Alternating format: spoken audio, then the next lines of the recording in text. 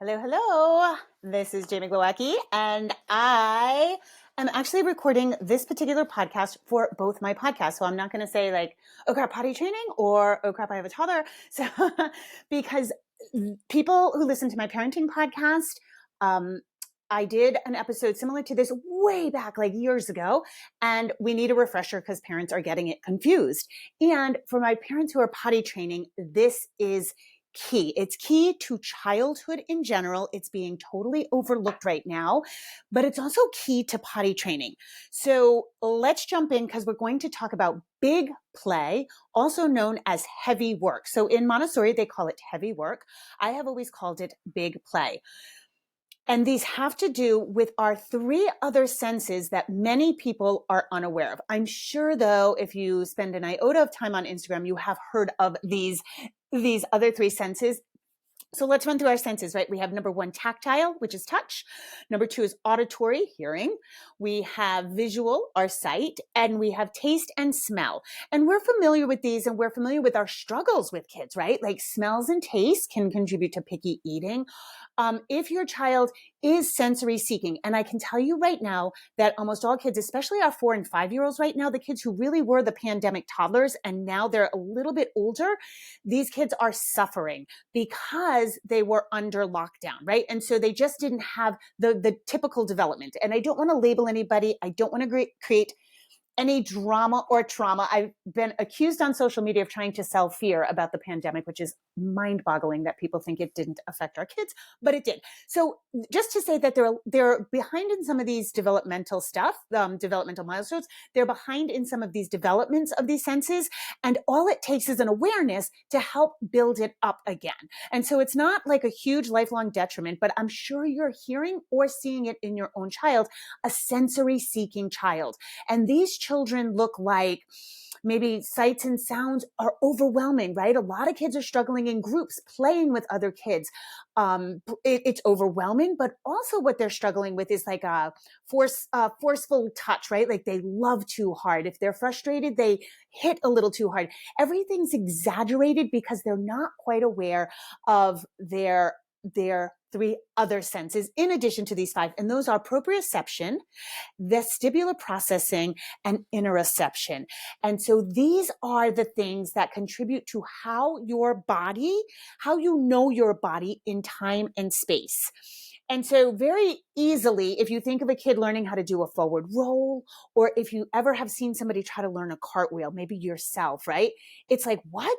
Or if you've ever seen or taken a gym class, or I'm trying to learn right now a dragon pistol squat. So that's like, you can Google it. It's really hard. And the very first time I went to do it, I was like, I don't even know where my legs go, right? I don't know how you do this. And so that's what our kids are going through. And they have to learn where their body is in time and space. And this is what contributes to knowing when you're holding a baby that you have a soft touch, right? So a lot of kids are struggling with younger siblings.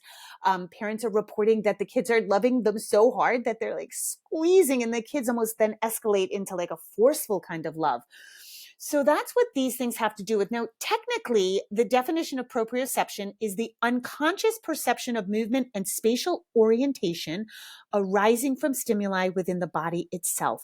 There is an impetus. It arises from stimuli within the body.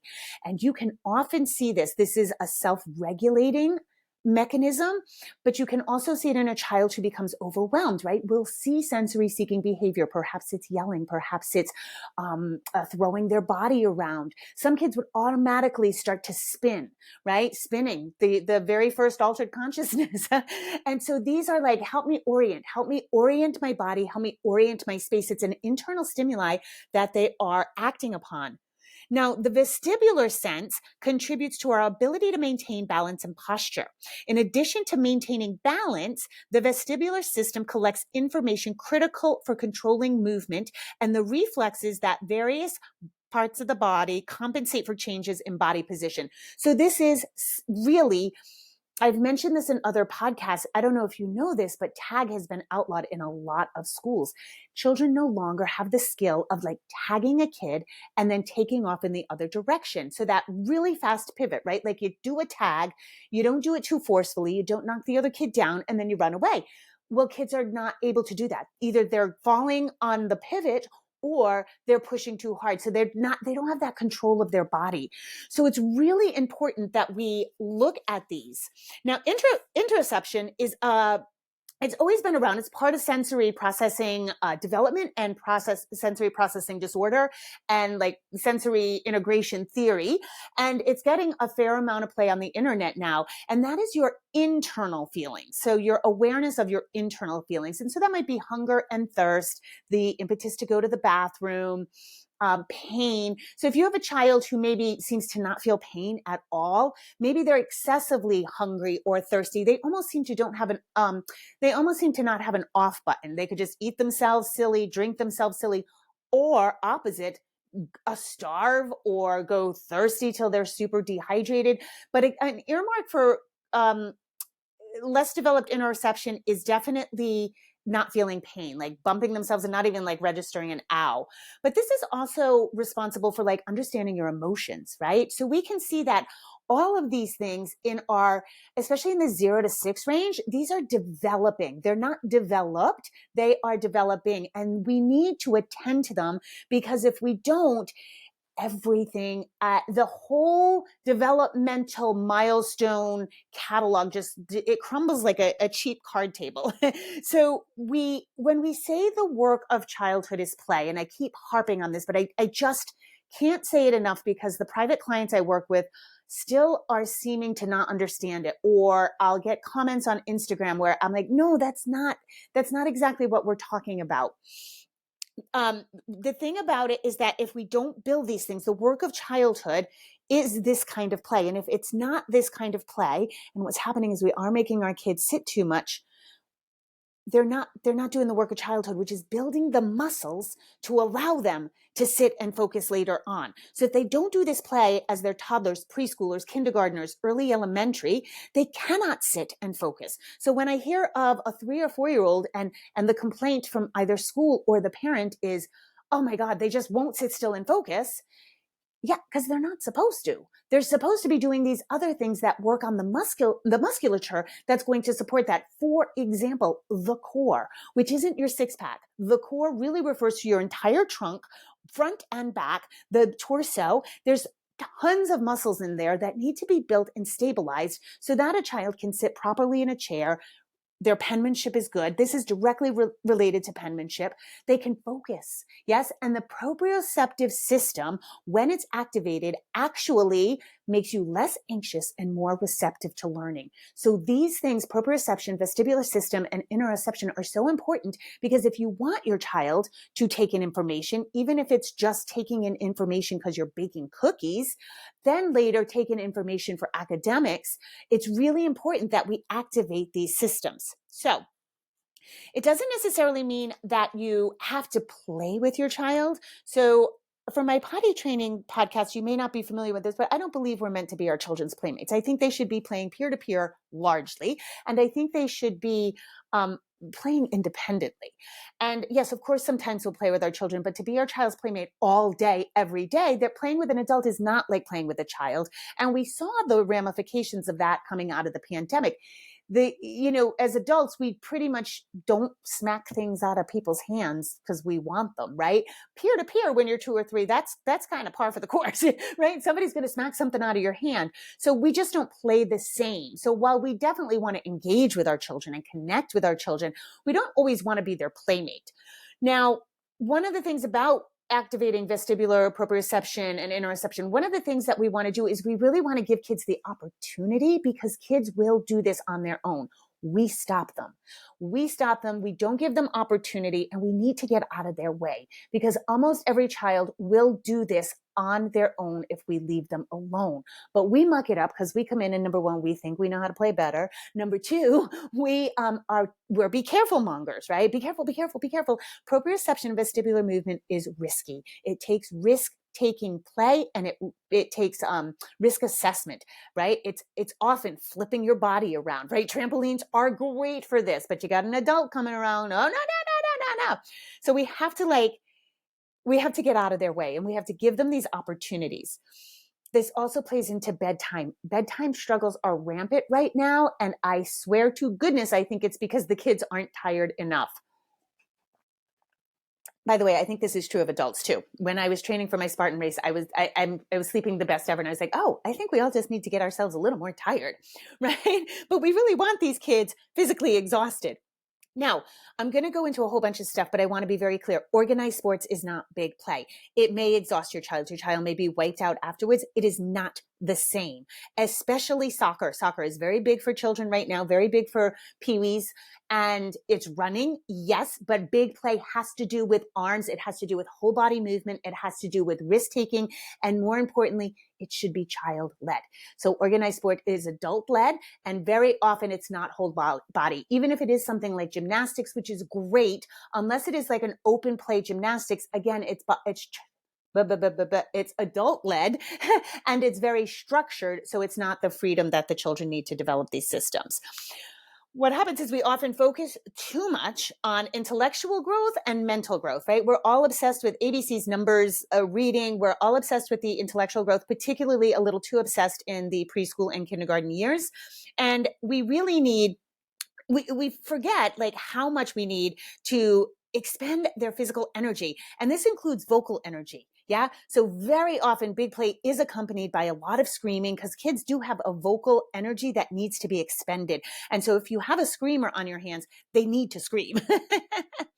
So if you have a child who is experiencing impulse control problems, screaming, yelling, not sure of vocal tone, like not appropriate vocal tone, is pushing or pulling others, is loving too hard, is just exerting too much force in general in whatever they do, whether it's tag, whether it's holding the baby, they just don't realize their own strength.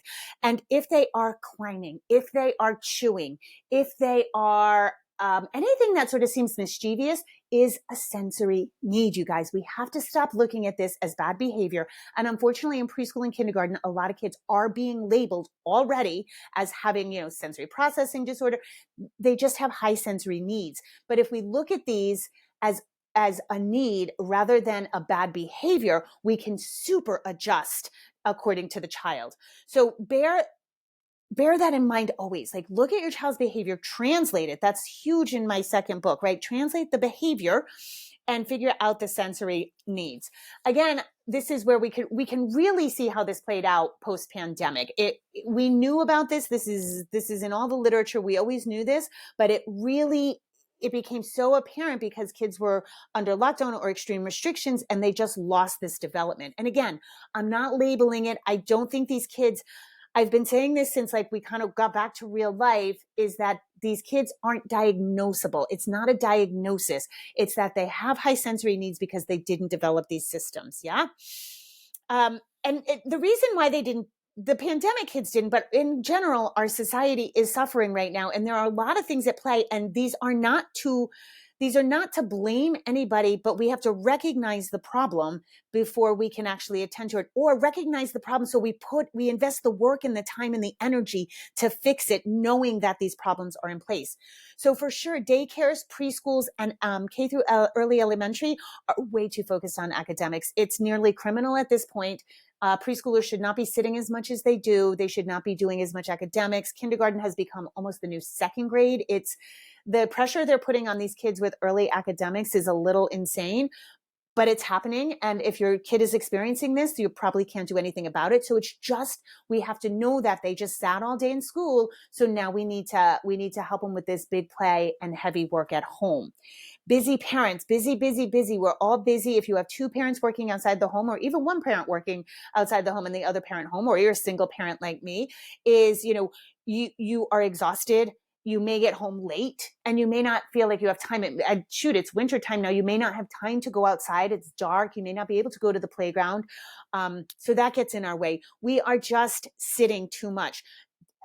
Screen time, iPads, television, though, all those things. But also we do too much driving. We just do too much sitting in general. And these are really, the penmanship has taken, I forget the percentage, but it's taken a nosedive greater than 100% in kids. And everybody's blaming keyboarding and the computers. but it's really it's proprioception and vestibular. It's a weak core. It's the inability to sit and with proper posture and right.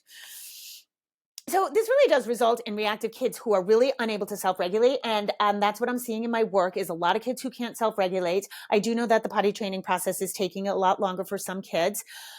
These kids tend to not be able to sit or very resistant to sitting at dinner, sitting in a high chair. They don't seem to know body awareness, right? They don't have that external, like, where am I in time and space? Where are my body parts? What am I doing? They may appear ultra clumsy. But also, like I said, their trunk and their core development, which has to do with their pelvic floor development, which all leads up to my big ta-da moment, which has to do with successful potty training, right? So all of these things are connected. And it's one of the things that's happening just in our society and in the medical field is we're becoming more and more specialized to parts. We're forgetting the whole body. We're forgetting the whole system and how this intricately plays into everything. It really has to do by taking away recesses, by taking away so much big play. We're wrecking our kids. We are. And the poor things don't even know what to do about it. So, like I said, big play is often known as heavy work in the Montessori model. So let's go through some of the things you can do and some examples of big play, because again, a lot of people think that just running your child is big play. I do think children need to be run like puppies. I think they need X amount of, I don't know, steps or something. I would never count a child's steps. I would never count my steps except when I'm climbing a mountain and I'm curious. But we definitely, we want to run them, but we also want to pay attention to all this whole body movement. And whole body movement, I think we're losing it as a culture. And those of you who have followed my Spartan adventures, I just realized, like, in trying to do reels about big play, I'm like, oh, all I do to work out is big play. That's what I do. I move my body a lot in all different directions, and I prefer to be upside down. So number one thing is outside. If you can get outside as much as you can. I just read a horrific statistic that 60% of people in the US get less than 3 hours a month outside. That is craziness. Outside in nature, and there's a hierarchy created. I think her name is Rachel Hopman, but I could be wrong. I'll have to look that up. She created an actual, like, almost food pyramid for the benefits of getting outside. And the bottom rung is 3 hours a month. And that can be anywhere. That can be a city park. That can be, and they have shown studies where even in a hospital room, looking outside, looking at trees, the people with that view got better faster. So even if you have plants in your house, if you're in an apartment in New York City or wherever, and you can't get outside like super easily, you just having a lot of plants, having green space in your house has the same benefits. So get outside as much as you can. The other thing about outside is the horizon. So our eyesight narrows and widens, and this has to do with the vagus nerve. This has to do with our limbic system. Is when we are watching television or any screen, our eyesight focuses in, it narrows. And when we get upset, of course, our eyesight narrows, right? And so when we're outside, you naturally scan the horizon. And so your eyesight widens. And so it's calming, and it's really about self-regulating. We really want to be teaching and throwing all we can into the self-regulation corner, because a lot of kids are struggling with it right now. So the other thing about being outside is nature really lends itself to heavy work. When you let kids be themselves and don't get in their way, you will see miracles in nature. Kids will try to move heavy logs. Kids will try to move heavy rocks. They will move the landscape. They will want to get wet in the stream. They will want to dig in the mud. They will be so curious. And I remember we went on a hike with my gym, and everybody brought their kids. And I swear to God, the kids worked hours on moving this like log that was so much bigger than them. And it took the whole time. When we got to like the campground area, they worked on moving this log, I want to say for like 3 hours. It was awesome. And so kids are naturally drawn to this. And I think what happens is for a lot of us, we go outside in nature, we go do a nature walk or a hike, and we as adults get obsessed with the end goal. So we're like, we're taking the red trail. We're going to do the red trail today. It's a quarter of a mile. It's a half a mile. It's a mile. We're going to finish the red trail.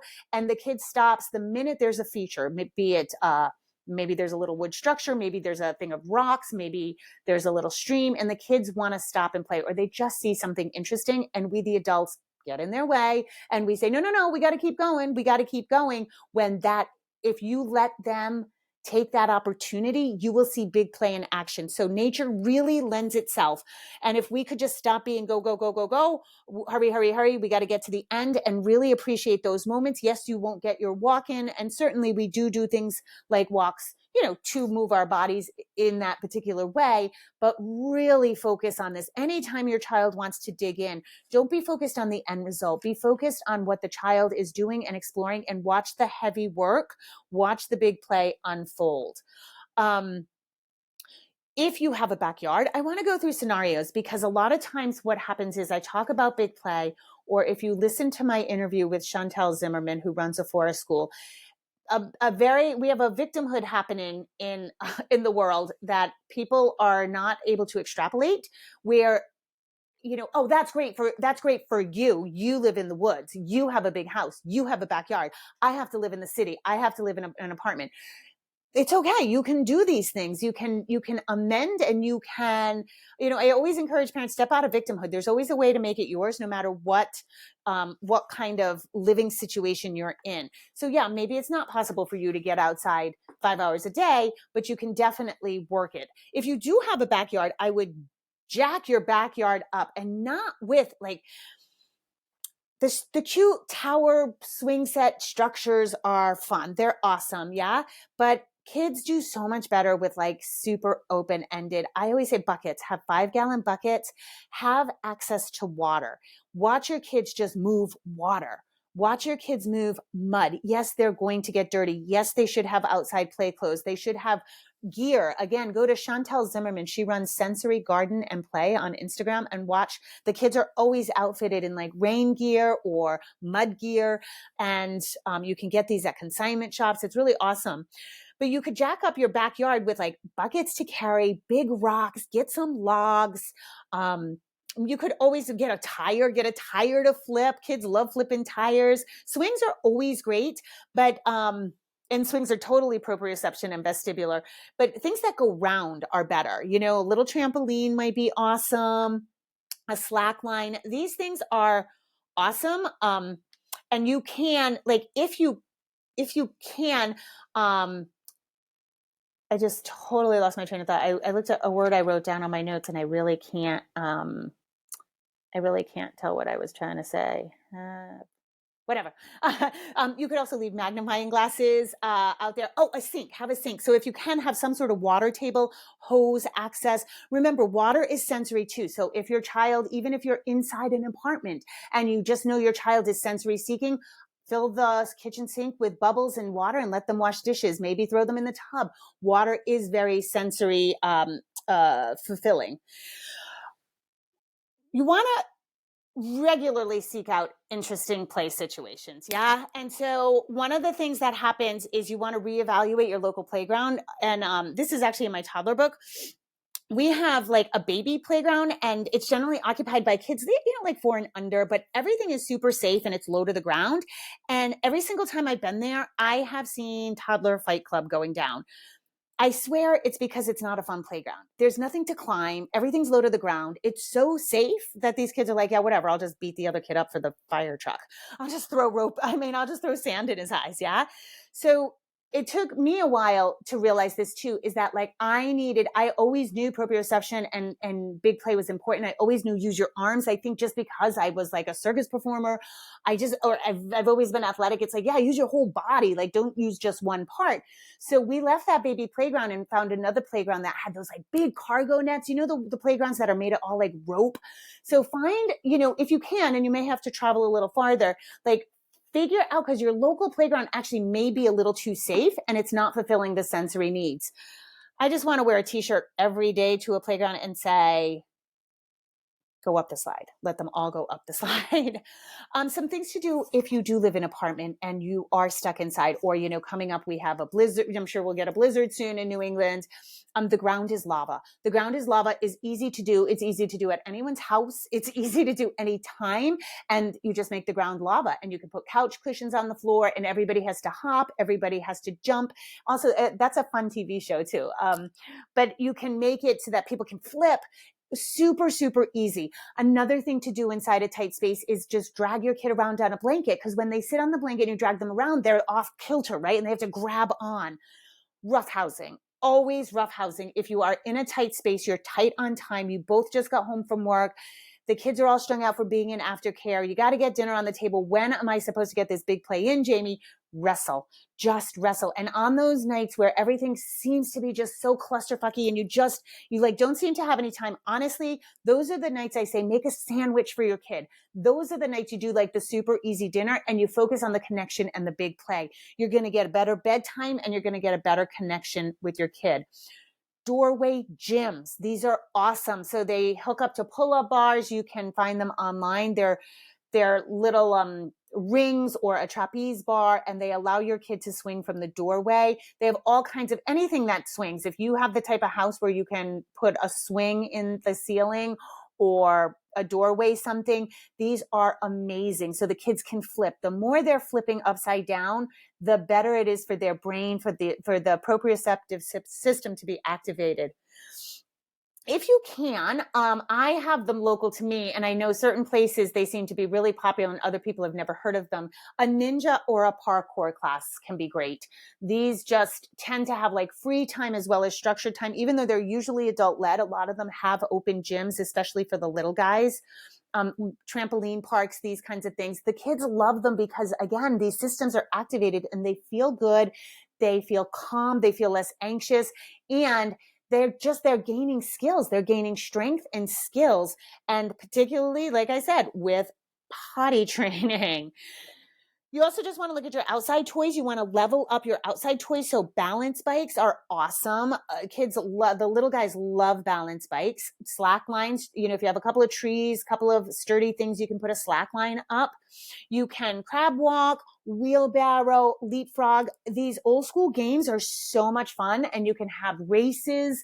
Think of, gosh, I remember Pascal, I think it was his 6th birthday because he was in kindergarten, and I just did old school. I did an old school party, and we did crab walk races, and we did you carry an egg on a spoon across the floor. It was super fun. And so we did the limbo, we did forward roll racing and leapfrog. And so many kids don't even know how to play leapfrog today. And there's so many things. So kids love it, and they will build tons of core strength. And then you have some like classic things that kids will do quite naturally. And you don't have to quantify this as work, but this is what they do, like rolling down grassy hills, the impetus to pull and push things. So in your house, that might look like a laundry basket. That might look like outside. It might look like a bucket of rocks. Whenever I see pictures of kids all the time, like trying to lift something bigger than them, and they're struggling and they're doing it, and they do it. And it's amazing. So again, a lot of times it's just actually getting out of your kid's way. Most kids do have the internal stimuli to do this. So if you just give them the opportunity, they'll be fine. We have sit and spins, hippity hop balls, those old hippity hop balls. And if you can find an old school merry-go-round, that's going to be key. And again, these things are in particular not only activate these systems, but they build a really strong core. They build really strong muscles that will then help your child potty train faster or more effortlessly, right? It will help your child sit and focus. It will help them ride a bike. It will help them tie their shoes. All these big things contribute to the gross motor skills, which then contribute to the fine motor skills. And we're jumping the gun. We know fine motor skills are important. And so we're like rushing to the fine motor skills and skipping all this stuff in between. So think of anything you can do that activates those symptoms, anything that uses whole body, arms, legs, upside down. If you have a big house, if you have an open floor concept, ride-on toys in the house are great. They're awesome. If you don't have a big house, if you have a small house, if you have an apartment, I have seen amazing things. And all you kind of do is have to pull up some hashtags on Instagram. I've seen ladders, like upside down ladders on the wall down the hallway, so kids can do like monkey bars going down their own hall. I've seen people do rock climbing gyms on just, put up a faux wall, almost like a faux wall for the kids, and then do the rock climbing grips. I've seen rumpus rooms. My dream house, oh my God, ever since I was like 18, my dream house would have a true rumpus room, like lined with gym mats, maybe a rope hanging from the floor. You should have, if you have the room and the space, and if not, you can always create a little corner in your house or in your child's bedroom, but like a true rumpus room where everybody can be flung around and not get hurt and bump their heads on things. Pillow fights, these kinds of things are awesome for big play. And if you know my work at all, I'm not a fan of calm corners, but I am a fan of throwing corners. So if you have a corner where you can just expel energy when somebody's getting irritated, hey, let's just go like, throw things and get it out. This is what actually helps kids learn, right? When we have these things, when your child's being niggly, when your child is displaying what might look like bad behavior, you're like, oh my God, can't you get off the counters? Oh my God, stop pushing your brother. Oh my God, stop hitting. We hear this all the time, and I'm on a tear about this. Like, telling somebody to stop doing it is not teaching, right? We want them to feel what's going on in their body. We want them to recognize the need. But if they can't recognize the need, our job as parents is to recognize the need for them, just like we do with potty training, right? They don't at first get it. We have to say, oh, you see, you're holding your crotch. Oh, here comes a little pee. Why don't you sit down? We notice the sign first. So it's our job as parents to figure out the feeling and the need under the behavior. And then we can translate it to them, right? And so imagine, instead of like, oh my God, stop hitting your brother. You're going to go to your room for the last time. I've been telling you 900 times. That's all you do. You're such a bad kid. We start saying these catastrophic things, right? And imagine it says like, whoa, dude, you see how you're behaving? Come on, go to the throwing corner. Let's go. You need to go outside. You need some big play. Go lift your logs. Imagine if we had these tools that weren't punishment. They weren't anything. They were a tool. And we said, hey, I see this is happening. Go. And then you know what happens? The kid starts to learn, hey, this is happening. I'm going to go flip some logs. And this works. One of my strategies with kids who start to escalate is to roll them up in a blanket, like a burrito, roll them up and give them deep compression, right? Deep compression activates the parasympathetic nervous system. So we want to give them this long, big body hug. And then they come out and they're like, they're reset. And every client I've worked with, the kids picks up on it. And after a while, they'll be like, whoa, I'm going. I need a burrito. They can feel themselves starting to escalate. That is what we're trying to teach. That is teaching self-regulation. There is so much BS online right now about, self-regulate. You have to co-regulate to self-regulate, which you do. You can't regulate. You can't help your child self-regulate if you're not regulated. But nobody's talking about let's get under the feeling. Let's get under it and give these kids tools so that instead of yelling at them, instead of constantly correcting them, instead of constantly saying stop or don't or leave it alone or no, you feel like a hag by the end of the day. Like, geez, all I said was no today. Instead, you could say, hey, let's look at our tools. Look what's going on. You're getting heated. You're getting pushy. You're getting, name the behavior and then give them the tool. And pretty soon they'll be able to do it on their own. And again, I know this is such a big topic, but it really does tie in. It's also like if your kid is struggling with pooping, big play often gets it. There's a reason kids have poop accidents on the playground all the time, because big play gets the pelvic floor loosened, gets the anus, all the sphincter muscles loosened. And so like if your kid's struggling with pooping, you definitely want to do big play. If your kid is struggling with anything, you want to do big play. So the reason I'm releasing this to both of my podcasts is because it's that important. And it's that important to all these milestones: potty training, sitting up, using an open cup that requires sitting up properly, riding a bike, tying shoes, holding a pencil, all these things, as well as just being, a chilled, relaxed kid. We've got pediatric anxiety is on the rise. Pediatric mental illness is like tripling. It's mind-boggling. So we want to give these kids tools, all the tools we can, and we just constantly want to go back to this. This is the work of childhood. This is what they need to be doing. All right, guys, anything else I say is going to be beating a dead horse at this point. I am so passionate about this. Please, if you're not part of my Instagram, I'm doing a series. I just did a reel about um, my sled work and how how you can apply that to kids. And I'm just going to be constantly hounding. This is such a big concept, and if for some reason it's getting mucked up and parents aren't getting it quite right. So if you have any questions, hit me up on Instagram and we'll figure it out. Other than that, I appreciate you. As always, rock on, you guys.